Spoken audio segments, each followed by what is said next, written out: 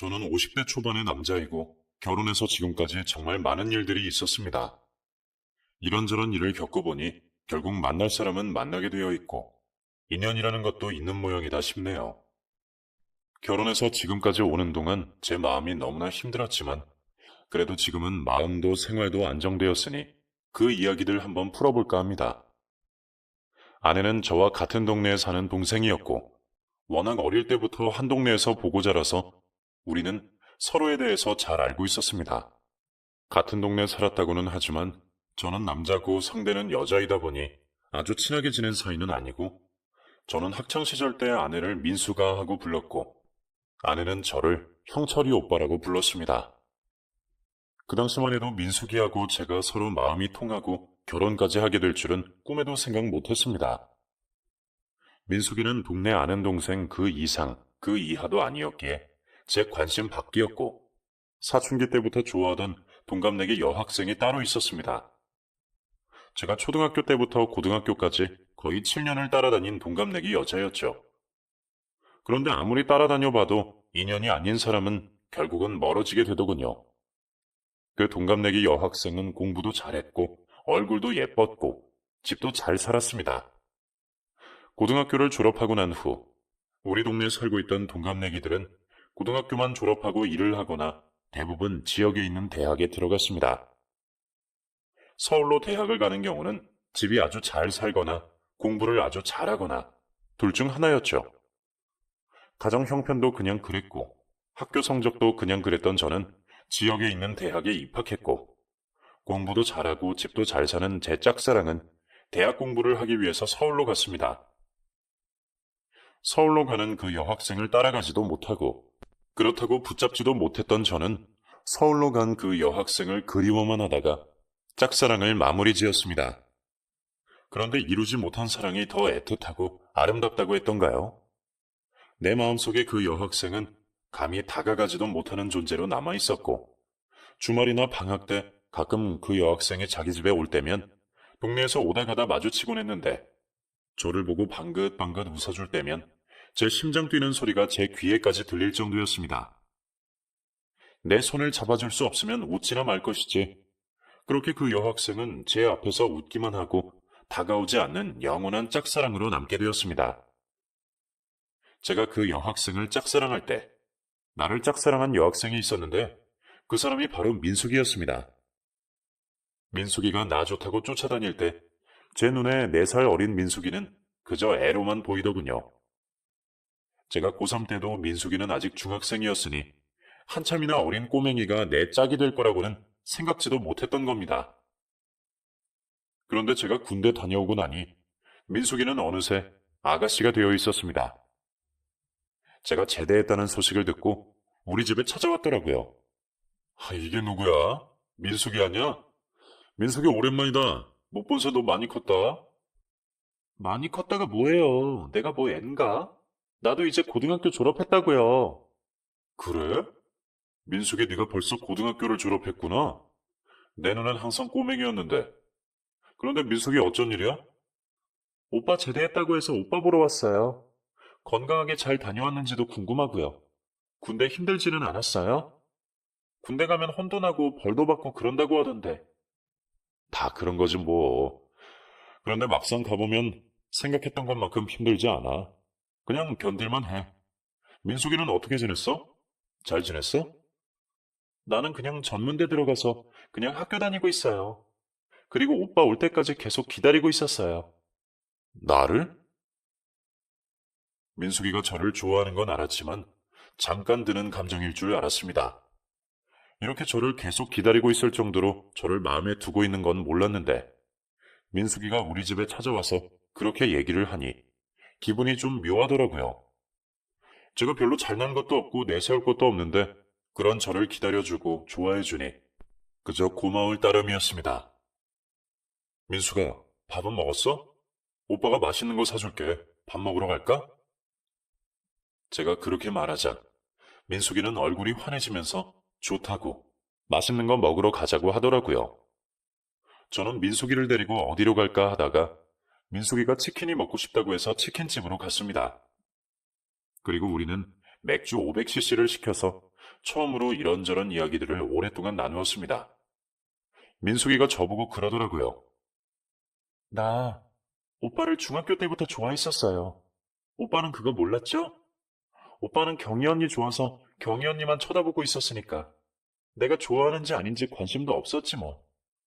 그래서 그냥 오빠 싫어해버릴까 생각도 했는데 그런데도 오빠가 너무 좋아서 싫어할 수가 없었어요. 나 이제 꼬맹이도 아니고 나 오빠 여자친구 하면 안 돼요? 어? 여자친구? 여자친구라고 하면 좀 그런가? 그러면 다른 말로 바꾸지 뭐. 나 오빠 애인 하면 안 돼요? 나 이제 애 아니잖아요. 오빠 아직 경희 언니 좋아하는 거 아니면 나랑 애인해요. 당돌하게 얘기하는데 제가 좀 당황했죠. 그런데 민숙이는 제 눈을 빤히 쳐다보면서 제 대답만 기다리고 있더라고요. 그 모습이 귀엽기도 하고 나를 좋아해주는 게 고맙기도 해서 그냥 웃었습니다. 그랬더니 민숙이는 왜 웃기만 하냐고 대답을 해야 한다면서 저를 조르더라고요. 그래서 저는 조금 생각해보자고 너무 갑작스러워서 무슨 말을 해야 좋을지 모르겠다고 했죠. 그럼 딱 일주일만 시간을 줄게요. 더 이상은 나도 못 기다려요. 내가 고백할 때 받아주는 게 좋을 거예요. 안 그러면 완전 후회할걸요? 저는 그런 민숙이가 싫지 않았고 민숙이 정도면 참 괜찮은 사람이라는 생각이 들었습니다. 그래서 저는 며칠 고민할 것도 없이 민숙이한테 우리 한번 잘해보자고 얘기했죠. 그렇게 민숙이와 몇 년을 만나는 동안 저의 첫사랑 경희는 서서히 잊어갔죠. 경희는 경희대로 서울에서 잘 지내는 것 같았고 저는 민숙이와 함께 미래를 준비해 갔습니다. 부모님에게도 민숙이와 교제하고 있고 결혼할 마음까지 있다고 말씀드렸고요. 양가 부모님도 특별히 반대하지 않으셨습니다. 그저 우리 결혼식은 물 흘러가듯 자연스럽게 흘러갔고 제가 28살 되던 해 직장을 구하자마자 우리는 결혼식을 올렸습니다. 결혼하고 다음 해 아이가 태어났고 우리는 크게 부자도 아니었지만 부족한 것도 없었습니다. 민숙이는 참 야무진 살림꾼이라 제가 월급을 가져다 주면 그걸로 살림도 살고 부모님 용돈도 드리고 적금도 붙더라고요. 저는 아무리 생각해도 그렇게까지는 못할 것 같은데 민숙이는 희한하게 얼마 되지도 않은 돈으로 돈을 차곡차곡 모아갔습니다. 민숙이는 부모님이나 제 앞으로 들어가는 돈은 쓸 만큼 썼지만 본인 앞으로 쓰는 돈은 거의 없었습니다. 옷도 늘 입던 옷을 입고 신발도 더 이상 신을 수 없을 지경이 될 때까지 신었습니다. 저는 그런 민숙이에게 늘 미안했지만 민숙이는 오히려 저보고 고맙다고 하더라고요. 나는 세상에서 제일 행복한 여자야. 내가 그렇게 좋아하던 사람이랑 결혼했지. 이렇게 예쁜 아기도 낳았지. 그리고 우리 세 식구 재미있게 잘 살아가고 있잖아. 오빠는 늘 돈을 더 벌어다 주고 싶다고 하지만 나는 이 정도만 벌어다 줘도 만족해. 오빠가 돈을 적게 벌어온다고 우리가 밥을 굶기를 해 빚을 지기를 했어. 이 돈 차곡차곡 모아서 나중에 꼭 우리 집 하나 마련할 거야. 애 조금 크고 나면 나도 일할 수 있으니까 우리 얼마든지 우리 집 마련할 수 있을 거야. 민숙이는 늘 행복해했고 우리 생활에 만족하며 살았습니다. 저는 그런 민숙이가 너무 고마웠고 저 역시 민숙이와 결혼한 것이 너무나 행복했습니다. 그리고 제가 결혼하고 10년 정도 지났을 때 회사로 전화가 왔습니다. 전화를 받으니 상대가 머뭇거리며 조심스럽게 얘기를 하더군요. 저 혹시 박형철 씨랑 통화할 수 있을까요? 예, 제가 박형철인데요. 누구세요? 아, 형철이 전화번호 맞구나. 나 경희인데, 이경희. 생각나? 어? 경희? 우리 동네 살던 이경희? 맞아, 기억하는구나. 그동안 잘 지냈어? 결혼했다는 소식은 들었어. 민숙이하고 결혼했다며? 결혼식에 못 가봐서 미안하다. 내가 서울에 오고 나서 사는 게 너무 바빠서 못 갔어. 아니야, 미안할 게 뭐 있어. 멀리 있는데 소식도 모르고 못 오는 게 당연하지. 그런데 너는 어떻게 살았어? 잘 지냈어? 그런데 어쩐 일이야? 너무 오랜만이고 뜻밖이라 놀랍기도 하고 반갑기도 하다. 난 그냥저냥 지내고 있어. 네 소식이 궁금해서 사람들한테 물어봤어. 연락처도 친구들한테 들었어. 대전으로 나갔다며? 대전에서 자리 잡고 잘 살고 있다고 동네 친구들이 그러더라. 잘 사는 건 아니고 그냥 사는 거지 뭐. 그냥 사는 게 다 그렇잖아. 그래, 사는 게 정말 다 그렇더라. 뭐 대단하고 특별한 게 있을 줄 알았는데 그런 것도 아니고. 혹시 시간 되면 한번 만날 수 있을까? 내가 너희 회사 쪽으로 찾아갈 수 있는데. 회사가 어딘지만 알려주면 내가 집에 가는 길에 한번 찾아갈게. 나 지금 집으로 가는 길이야. 그럴래? 저는 경희에게 회사 연락처 이름과 위치를 알려주었고, 제가 퇴근하기 30분 전 경희가 회사 앞에 도착했다고 연락이 다시 왔더군요. 저는 경희를 봤을 때 처음에 못 알아볼 뻔했습니다. 물론 워낙 오랜만에 만나서 그런 것도 있지만 예전에 그렇게 화사하고 밝은 경희의 모습은 온데간데 없고 웃고는 있었지만 표정이 어둡고 몹시 지쳐 보였습니다. 정말 오랜만이다. 그런데 무슨 일 있니? 얼굴이 좀 어두워 보인다. 그렇게 보이니? 나 이런 모습 너한테 안 보이고 싶었는데 아무리 감추려고 해도 표가 나는 모양이네. 좀 힘들었어. 아니, 좀 많이 힘들어. 그 얘기를 하면서 경희는 갑자기 눈물을 왈칵 쏟아내더군요. 저는 갑자기 우는 경희를 보고 어쩔 줄을 모르겠더라고요.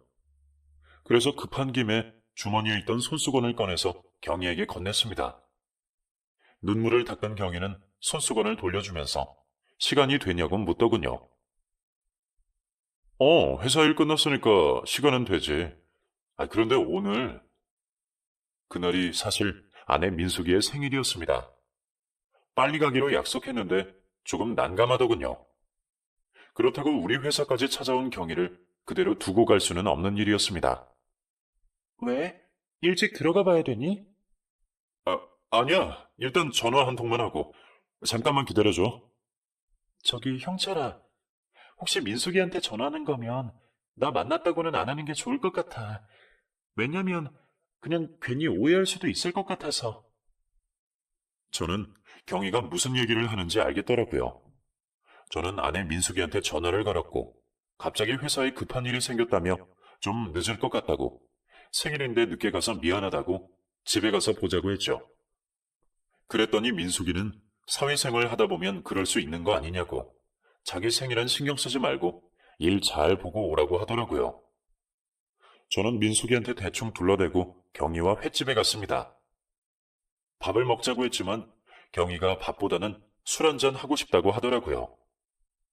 경희와 제 사이에 술잔이 몇 번 오고 갔고, 저도 경희도 은근히 술기운이 돌자 옛날 얘기부터 최근 이야기까지 많은 이야기들이 오고 갔습니다. 그리고 지금 경희 표정이 왜 그렇게 어두운지에 대해서도 얘기를 들었습니다. 남편한테 속아서 결혼했어. 사업을 한다고 했고 정치에도 관심을 보이면서 정치하고 다니는 사람들도 만나고 다니는 것 같았어. 그리고 나중에 국회의원에 나갈 생각이라고 이런저런 활동도 많이 하고 봉사활동도 많이 하고 다녔어. 우리는 노인도시락 배달 봉사하는 곳에서 만났고 정말 좋은 사람인 줄 알았는데 알고 보니 사기꾼이었어. 나와 결혼하고 난 후에 우리 부모님한테도 사업 자금을 엄청 많이 받아갔어. 우리 부모님도 모든 걸 다 믿었지. 인맥도 좋고 학벌도 좋은 사람이었으니까. 그런데 그게 다 거짓말이었어. 알고 보니 고등학교도 제대로 못 나온 사람인데 사람들한테 사기치고 다니면서 돈을 뜯어내고 했던 모양이더라고. 그 사람 보증 서느라 부모님 재산 다 날리고 거지꼴이 됐어. 그 사람은 지금 사기죄로 깜빵에 들어가 있어. 그런데 이걸 다행이라고 해야 할지 어떨지. 그 사람하고 나 사이에 아이는 없네. 천만 다행이지.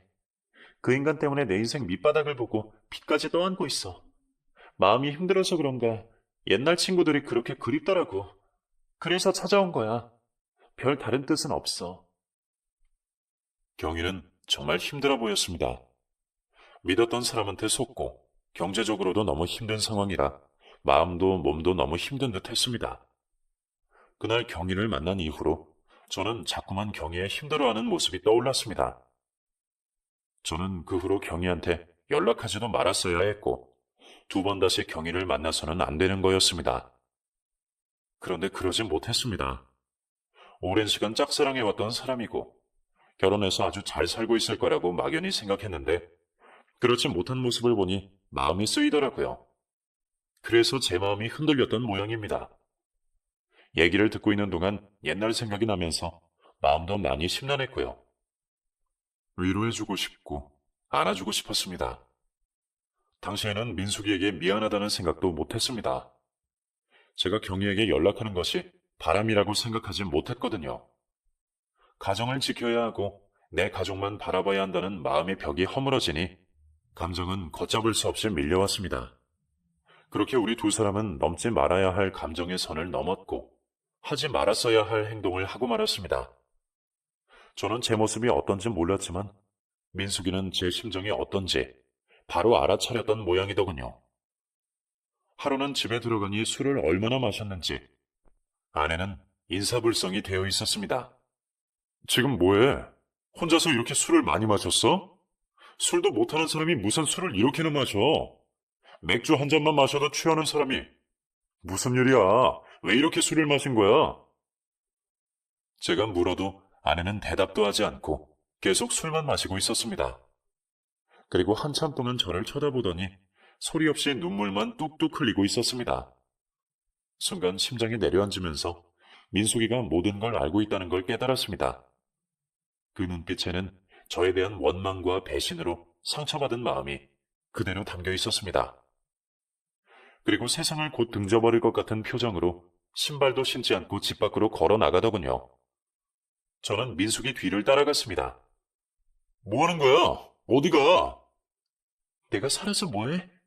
나는 정말 최선을 다해서 살았는데 결국 돌아오는 게 이거였어. 살아봐야 무슨 소용이 있어. 결국 배신당하고 버림받고. 민숙이는 완전히 삶의 의지를 놓아버린 듯 했습니다. 이대로 두면 정말 죽어버릴지도 모른다는 생각이 들더군요. 그제야 정신이 번쩍 들었습니다. 내가 뭔 짓을 하고 다녔는지, 민숙이 생각은 못하고 내가 이 사람에게 얼마나 몹쓸 짓을 하고 있는지. 저는 민숙이에게 큰 상처를 안겨주었고 그 상처는 좀처럼 아물 것 같지 않았습니다. 미쳤지 후회를 해도 늦었죠. 시간을 돌릴 수만 있다면 돌리고 싶었습니다. 제가 민숙이에게 다가가 미안하다고, 정말 미안하다고 애원하듯 얘기했습니다. 그러자 민숙이는 그 자리에 주저앉아 버리더군요. 저는 민숙이한테 너무 미안해서 무슨 말을 할 수조차 없었습니다. 저는 아무 말 없이 아내에게 다가가서 아내를 일으켰습니다. 술 너무 많이 마신 것 같다. 일어나자. 집에 가자. 내가 미안해. 내가 정말 미안해. 나 원망하고 욕해도 좋아. 그러니까 일단 집에 가서 해. 여기서 이렇게 앉아있으면 어떡해. 제가 민숙이를 부축하자 민숙이는 제 손을 뿌리치고 소리내어 울었습니다. 계속 눈물만 흘리고 있다가 소리내어 울기라도 하니 제 마음이 조금은 놓이더라고요. 그렇게 한참을 길거리에서 울다가 민숙이와 저는 집으로 돌아왔고 민숙이는 밤새 수없이 토하다가 겨우 잠이 들었습니다.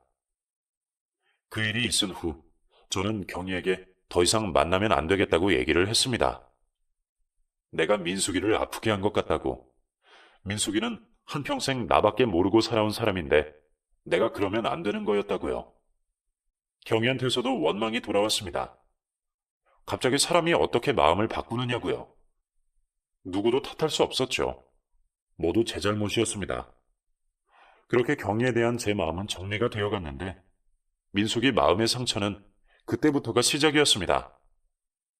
요리하는 것도 좋아하고 집 정리하는 것도 좋아하고 늘 행복하다고 웃던 민숙이가 더 이상 웃지 않았고 모든 것에 선을 놓더군요. 거의 매일 술을 마셨고 정성스럽고 정갈하게 차려주었던 밥상은 찾아볼 수가 없었습니다.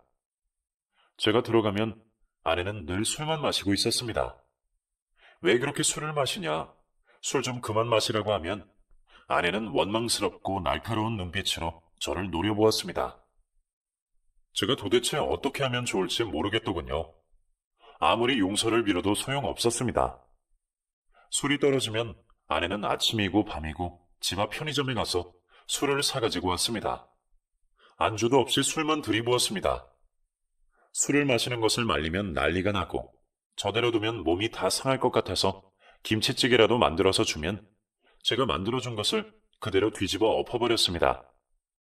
술에 찌들어 가자 아내는 점점 변해갔습니다.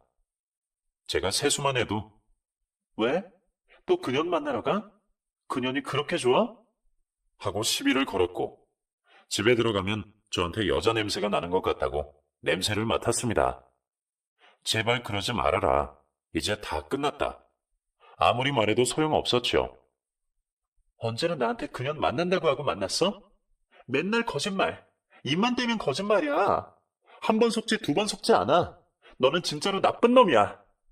제발 경희 얘기는 좀 그만해. 내가 몇 번을 말해 끝났다고. 이제 두 번 다시 만나지 않아. 죽어서도 만나지 않을 거니까 제발 좀 그만해. 나도 참지 못해 소리를 치면 아내는 더 크게 소리를 질렀습니다. 내가 바람을 폈어? 왜 나한테 소리를 쳐? 내가 뭘 잘못했는데? 내가 뭘 어쨌는데? 왜 나한테 소리를 질러? 나가 죽어. 나가 죽어버려. 무슨 말을 해도 들으려 하지 않았고 통하지 않았습니다. 그래서 민숙이가 뭐라고 하든 가만히 듣고만 있으면 이제는 할 말 없어서 그런 거냐고 이제야 인정을 하느냐고 비아냥거렸습니다. 어떤 날은 자고 있는 나를 막 깨우더니 너 어떻게 나한테 그럴 수 있냐고 하더군요. 꿈을 꾸었는데 제가 그년을 만나고 있었다고 나를 두고 그년이랑 몸을 섞을 수가 있냐고 저를 막 두드려 패기 시작했습니다. 정말 하루하루가 악몽 같았죠. 그건 살아도 사는 게 아니었습니다. 정말 사람 미칠 노릇이었고 이대로 가다가는 둘 다 어찌 될 것 같았습니다. 모든 건 저로 인해서 시작된 것이기 때문에 어떻게든 아내를 달래고 진정시켜보려고 했지만 아내는 예전으로 돌아오지 못했습니다. 아내의 마음은 옛날에 받았던 상처와 끝없이 마셔대는 술로 병들어갔고 그 증세는 점점 심해졌습니다. 그런데 어느 날 집에 들어가 보니 아내는 집에 없었습니다.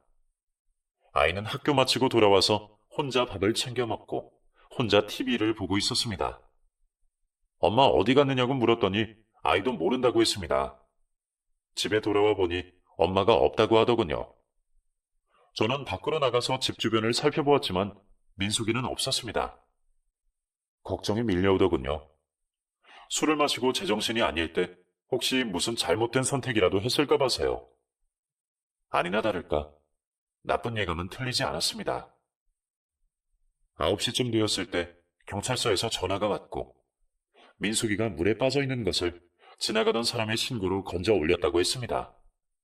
민숙이는 병원으로 옮겨졌고 저는 바로 병원으로 달려갔습니다. 아내는 겨우 목숨을 건지고 병원에 누워 있었습니다.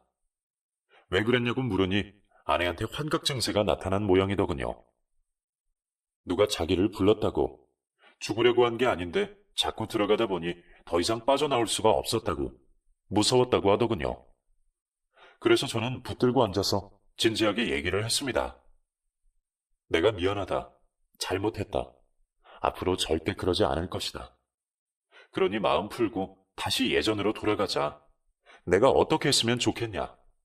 그랬더니 아내는 이혼하자고 하더군요. 나는 니놈 얼굴만 보면 구역질이 나고 맨정신으로 살아갈 수가 없어. 내가 아이 때문에 웬만하면 참고 살려고 했는데 이러다가는 내가 죽을 것 같아. 술을 하루라도 안 마시면 살 수가 없어. 애한테 이런 모습 자꾸 보이는 것도 좋지 않고 이혼하자.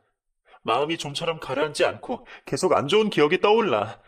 이러다가는 정말 무슨 사고라도 칠 것 같아. 저는 그것이 민숙이의 진심임을 누구보다 잘 알았습니다. 더 이상 붙잡으면 민숙이에게 못할 짓 하는 거라는 생각이 들더군요. 그래서 저는 그러자고 했습니다. 네가 원하는 대로 다 해주겠다고요. 그 대신 나는 항상 이 자리에 있을 테니 언제든 돌아오고 싶을 때 돌아오라고 했습니다. 그랬더니 민숙이는 절대 그럴 일은 없을 거라고 하더군요. 그렇게 우리는 결국 이혼하게 되었고 민숙이는 나한테 바라는 것도 없으니 자기를 찾지도 말라고 했습니다. 저보고 딴짓하지 말고 애나 똑바로 키우라고 마지막 말을 남기고 짐을 싸들고 나가버렸습니다. 민숙이는 친정에도 가지 않았고 아무도 민숙이가 어디 갔는지 몰랐습니다. 그야말로 민숙이는 아무도 모르는 곳으로 숨어버렸습니다. 저는 민숙이와 이혼하고 난 후에도 원래 살던 집에서 계속 머물렀습니다. 집주인이 기한이 끝나면 친척이 들어오기로 했다며 나가줬으면 했지만 전세 가격까지 올려주며 여기 있게 해달라고 사정했습니다. 제가 말도 없이 집을 다른 곳으로 옮기면 나중에 민숙이가 찾아오지 못할 수도 있고, 민숙이가 왔을 때 제가 떠나고 없으면 민숙이가 정말 배신감을 느낄 것 같아 떠날 수 없었습니다. 그러면 정말 영영 헤어지는 수밖에 없을 것 같아 저는 어떻게든 그 집에 머물러 있어야겠다 생각이 들었습니다. 민숙이가 떠나고 난 후 민숙이의 빈자리는 너무나 컸습니다. 민숙이가 썼던 물건들, 민숙이가 항상 서 있었던 부엌, 그리고 그 사건이 터지기 전까지 늘 반질반질했던 우리 집. 그 모든 것들이 다 그리웠습니다. 술에 쩔어 있는 민숙이라도 나는 괜찮은데 민숙이는 더 이상 내 곁에 없었습니다. 한순간의 잘못된 선택이 우리 가족을 이리 만들 줄이야 정말 꿈에도 생각지도 못했습니다. 있을 때 잘하라는 말이 이래서 있나 보다 싶었죠. 민숙이가 저를 너무 좋아해 주어서 민숙이의 소중함을 느끼지 못했을 뿐, 제가 정말 사랑하는 사람은 민숙이라는 걸 바보같이 뒤늦게야 알게 되었죠. 왜 가까이 있을 때는 그 소중함을 모르는 건지, 떠나고 난 후에야 소중함을 느끼는 건지, 저같이 어리석은 사람이 세상에 또 있을까요? 저는 아이랑 둘이 살아가면서 민숙이가 사무치게 그리워서 처가를 찾아갔습니다. 처가에서 저를 반길 리가 없지요. 저 때문에 멀쩡히 잘 살던 딸이 그렇게 사라져버렸으니 반기기는커녕 저에게 매타작 안 한 것만 해도 다행이었죠. 제가 아이를 데리고 가면 장인 장모님은 저를 쳐다도 안 보시고 아이만 데리고 방으로 들어가셨습니다. 혹시 민숙이한테 소식이 왔냐고 물으면 원망스러운 눈빛으로 쏘아보기만 할 뿐, 어디서 그런 걸 묻느냐는 눈빛으로 저를 쳐다보셨습니다. 그렇게 저는 주말이면 꽂아놓은 보릿자루 마냥 한참 동안 처가에 앉아있다가 돌아오곤 했는데, 그것만 해도 조금 위안이 되기는 했습니다. 그렇게 계속 처가를 찾으면 언젠가는 민숙이를 만날 수 있을 것 같은 느낌이 들었으니까요. 그렇게 4년이라는 세월이 흘렀습니다. 일을 마치고 퇴근해서 집으로 돌아오는데 골목에 허름한 옷차림을 한 사람이 서 있었습니다. 저는 그저 폐지를 주우려고 골목을 다니는가 보다 생각을 하고 별 생각 없이 그 사람을 지나쳤습니다. 그런데 그 사람이 저를 부르더군요. 잠깐, 저기... 처음에 저는 저를 부르는지 모르고 그냥 가던 길을 갔는데, 그동안 잘 지냈어? 하고 한마디를 더 하는 겁니다. 저는 나 말고 골목에 다른 사람이 있나 싶어서 골목을 돌아봤는데 골목에는 저와 그 사람밖에 없더라고요. 그래서 저는 지금 나한테 얘기한 거냐고 묻고 자세히 얼굴을 보니 그 사람은 다름 아닌 민숙이었습니다. 저는 너무 놀라서 버스에서 내려 사들고 온 사과 봉지를 그 자리에서 떨어뜨리고 말았습니다. 여보, 우리 민숙이 맞지? 당신 맞지? 그러자 민숙이는 저를 가만히 보기만 하고 아무 말이 없었습니다. 민숙아, 여보, 우리 민숙이 맞구나. 우리 민숙이, 내가 얼마나 찾아다녔는지 몰라. 그동안 어디에 있었어? 아무한테도 연락하지 않고 어디에 있었던 거야? 도대체 언제부터 여기서 기다리고 있었어? 집에 들어가 있지 그랬어. 집 비밀번호는 그대로인데. 아니 잠깐, 내가 지금 여기서 이러고 있을 때가 아니지. 우리 일단 집에 들어가자. 집에 들어가서 얘기해. 진경이도 학원 갔다가 이제 곧 집에 올 거야. 어서 들어가자. 제가 들어가자고 하자 민숙이는 순순히 제 뒤를 따라서 집으로 들어왔습니다.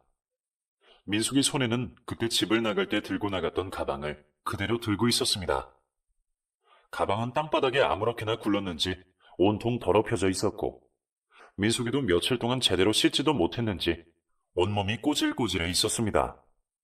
저는 민숙이에게 마실 것을 우선 내주고 민숙이를 앞에 앉혔습니다. 많이 보고 싶었어. 당신 떠나고 난 후에 내가 얼마나 내 행동을 후회했는지 몰라. 당신이 얼마나 나한테 잘했는데 이렇게 소중한 사람을 모르고 내가 무슨 짓을 했는지. 민숙아, 당신이 떠나고 난 후에야 당신이 얼마나 소중한 사람인지 알게 되었어.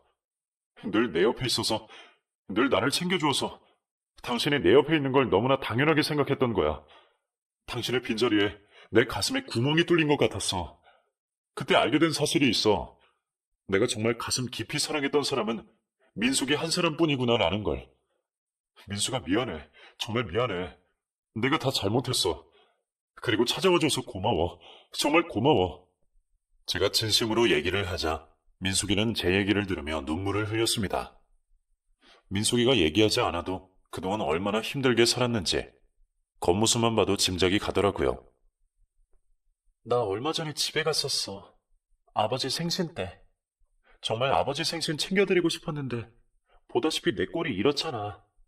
내가 이런 모양새로 나타나면 부모 가슴에 못 하나 더 박는 것 같아서 도저히 못 가겠더라.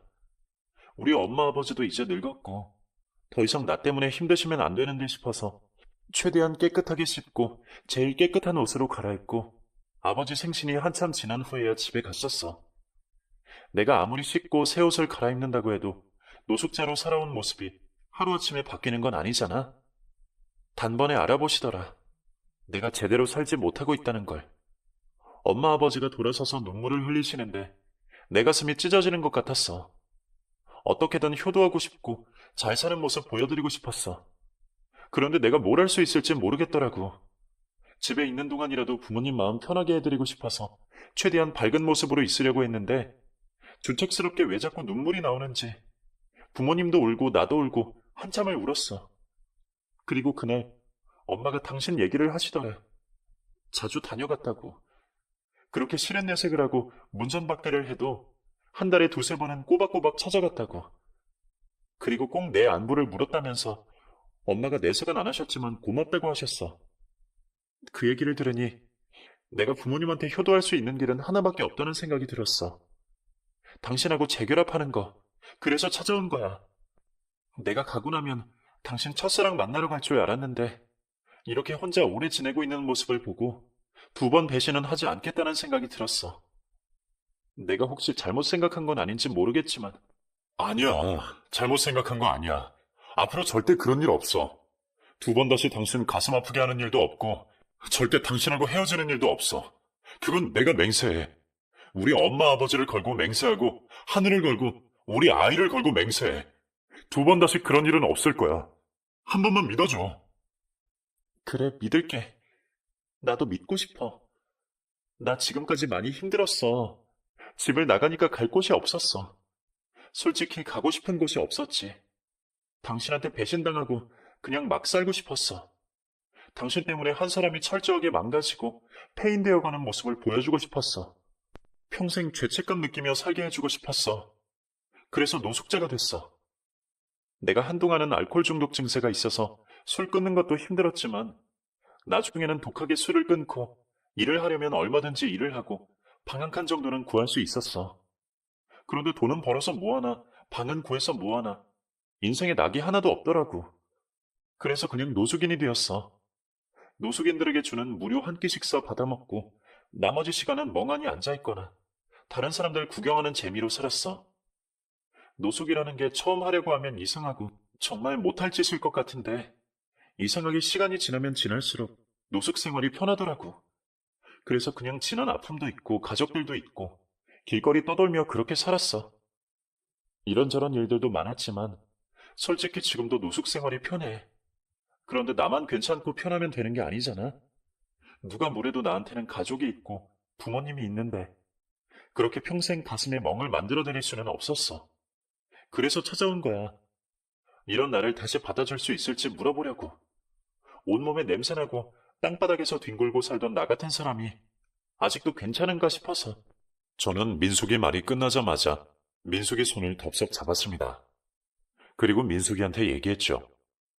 괜찮지 그럼. 당연히 괜찮지.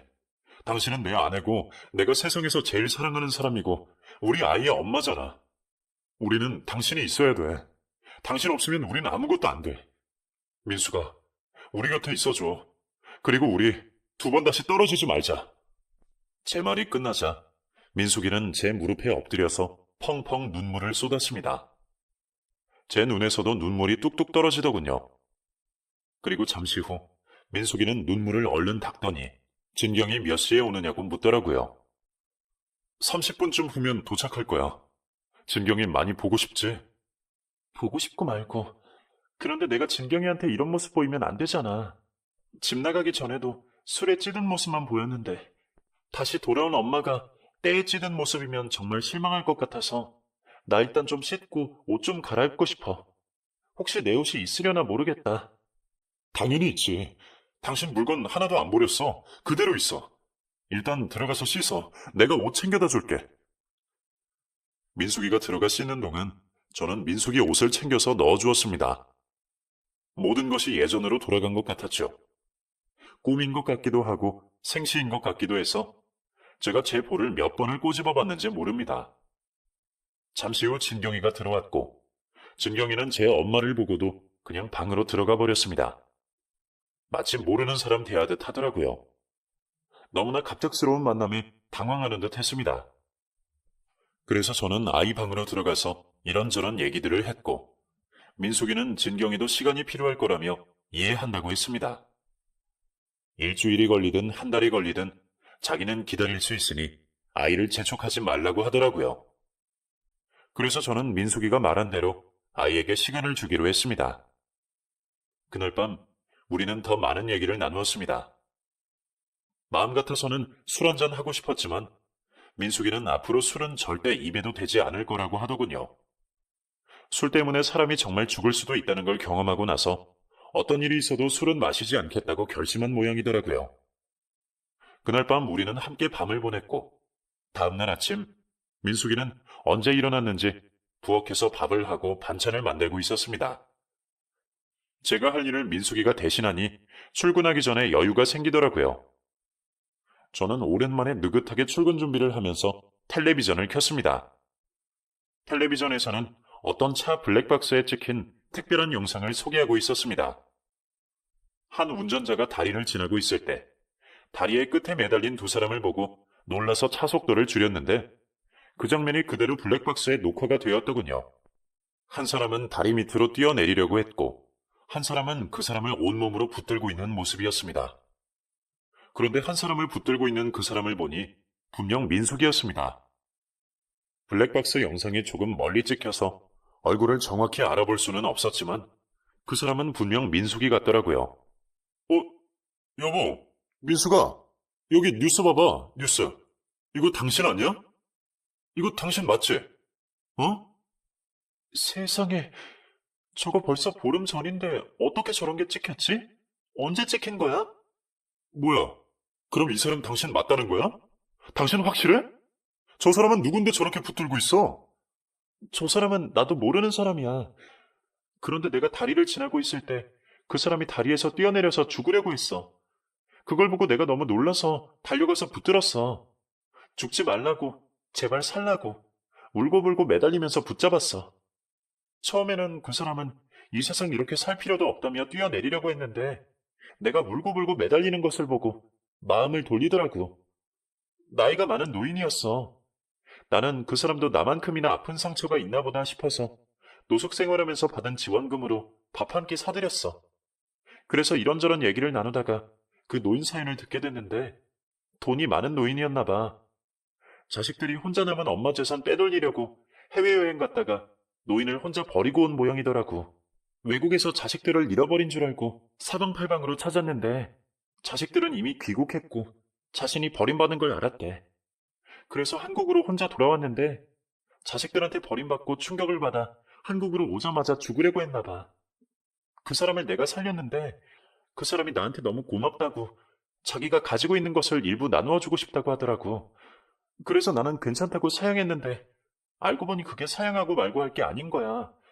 내가 노숙을 하고 있는 걸 알고 자기가 가지고 있는 아파트 중 하나를 나한테 준다고 지금 법적인 절차를 밟고 있는데 그 아파트 값이 24억짜리라고 하더라고.